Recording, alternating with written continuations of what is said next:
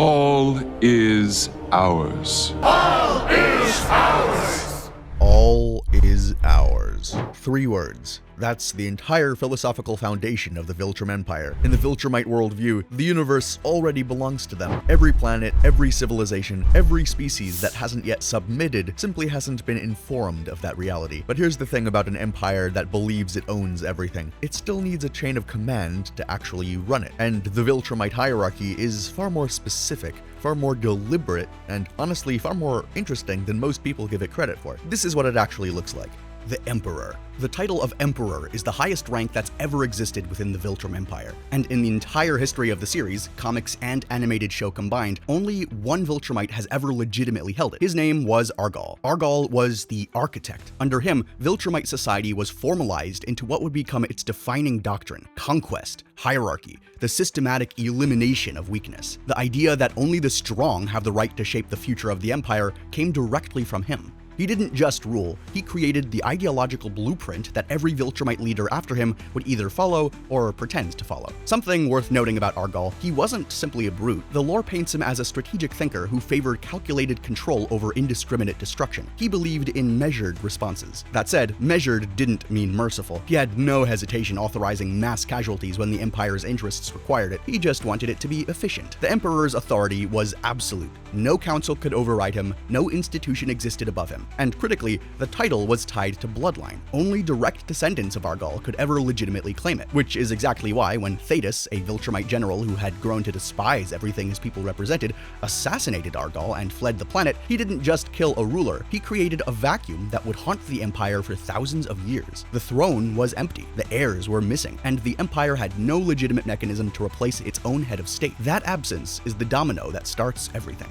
The Grand Regent. The Grand Regent is not an emperor. That distinction is everything. The position was created as a contingency, a formalized placeholder for when the empire has no ruling emperor or confirmed heir. The Grand Regent holds authority equivalent to a sovereign, but the legitimacy is fundamentally different. An emperor rules by bloodline. A Grand Regent rules by being the strongest Viltrumite alive. One is inherited, the other is earned, or more precisely, taken. After Argal's assassination, the Viltrumite Council designated Thrag as the first Grand Regent. His mandate was specific: stabilize the empire, avenge Argal's death, and locate the missing heir so the throne could be properly filled. He was supposed to just be temporary. Thrag was bred for this moment. Literally, born in the final years of Argal's reign, he was subjected from infancy to the most intensive combat conditioning the Empire had ever produced. By adulthood, he had risen to the rank of Regent under Argal, a senior advisor and military strategist who participated directly in early conquest campaigns alongside figures like Krieg and Thetis. When Argal died, Thrag was the obvious choice, and he knew it. Once he got there, he kept Argal's skull in the throne room, not as a trophy, as a reminder of what happens when an empire loses its center, of the chaos that follows weakness. The problem is that Thrag's mandate quietly changed over time.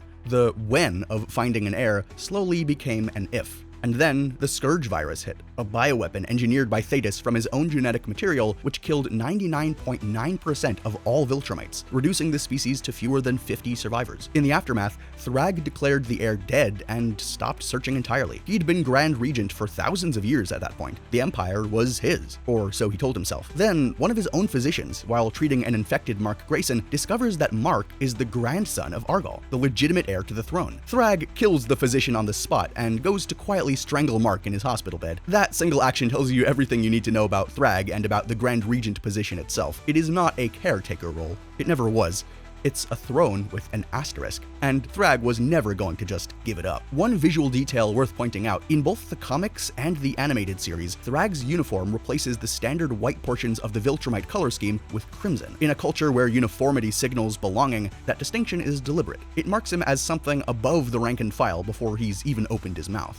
The Regent. The Regent is a senior official who serves directly under the Emperor, or in his absence, under the Grand Regent. Regents handle governance, military oversight, and strategic counsel. They are the most trusted figures in the imperial structure, the direct extensions of supreme authority. Thrag himself held this rank under Argal before his ascension, which gives us the clearest picture of what it actually means in practice. A regent isn't just an advisor. He participates in campaigns, has direct access to the ruler, and shapes the decisions that move the empire. It's a position that requires both military credibility and political acumen, two things that don't always go together in a culture where the default response to most problems is overwhelming force. The Regent rank became less visible as the series progresses, largely because the Scourge virus gutted the Empire's institutional structure. When your entire civilization has been reduced to a few dozen survivors, formal governmental layers become something of a fiction. But understanding this position is essential for understanding the pre-virus Empire, when Viltrum was still a functioning galactic power with actual depth to its chain of command, and not just a handful of warriors hiding on the dark side of Earth's moon.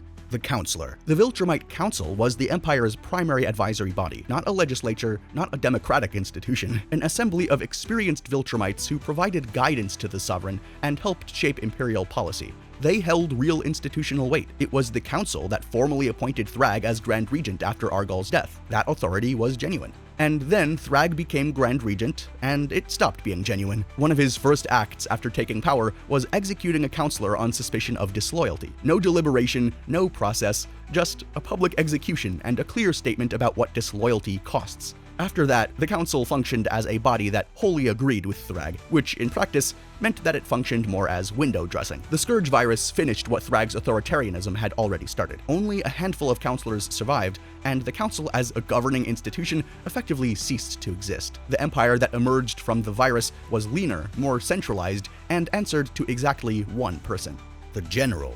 General is the highest formal military rank below the Empire's political leadership, and the most prominent holder of this rank is General Krieg. Krieg is generally one of the more interesting Viltrumites in the series, precisely because he doesn't behave the way you'd expect. Most Viltrumites at his level lead with aggression and contempt. Krieg leads with patience and calculation. He's calm, he thinks several steps ahead. He doesn't rush into combat, he manages it. In a culture built on the worship of raw power, that kind of measured intelligence makes him arguably more dangerous than the ones who simply want to just fight. However, he still had plenty of power. Thrag appointed him as his second in command, which is the clearest possible statement of where Krieg sits in the hierarchy. He survived the Scourge virus, though not without cost. The virus damaged his eye, which was replaced by a cybernetic prosthetic visible in both the comics and the show. His role in the broader story is largely strategic and logistical. While Thrag projects supreme authority and power, and Conquest projects supreme violence and manic aggression, Krieg is the infrastructure and the control. He coordinates, he manages, he keeps the remaining Viltrumites operating as a coherent force. When Omni-Man is captured on Thraxa, it's Krieg who arrives to bring him in, calmly, efficiently, without unnecessary theatrics. Krieg is also notably a political survivor. When Nolan ascends to lead the Empire following Thrag's exile, spoilers, Krieg doesn't resist. He realigns. In Viltrumite terms, that's not opportunism, that's ideological consistency. Strength demands leadership. The strongest has changed, so you adapt.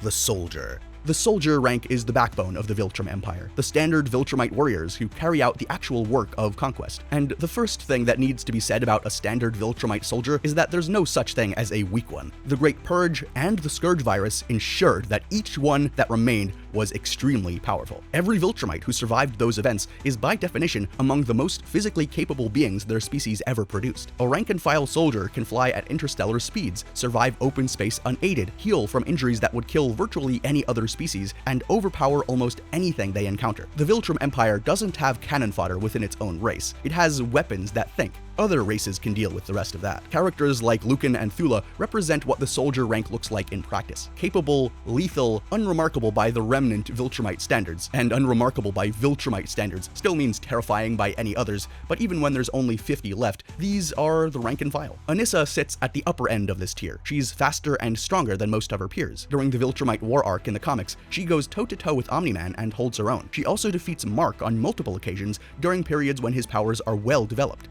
Technically a soldier, performs like a general. And then there's our favorite crazy boy, Conquest. Conquest doesn't hold a formal title of general or anything, but calling him a standard soldier would be absurd. He's 5,000 years old, one of the oldest documented Viltrumites in the series. He survived the Great Purge, he survived the Scourge virus, even as it permanently cost him his right arm and his right eye, both replaced with prosthetics. No problem. He describes himself plainly as the second strongest Viltrumite alive, and Thrag doesn't dispute it. His function within the Empire is that of an enforcer.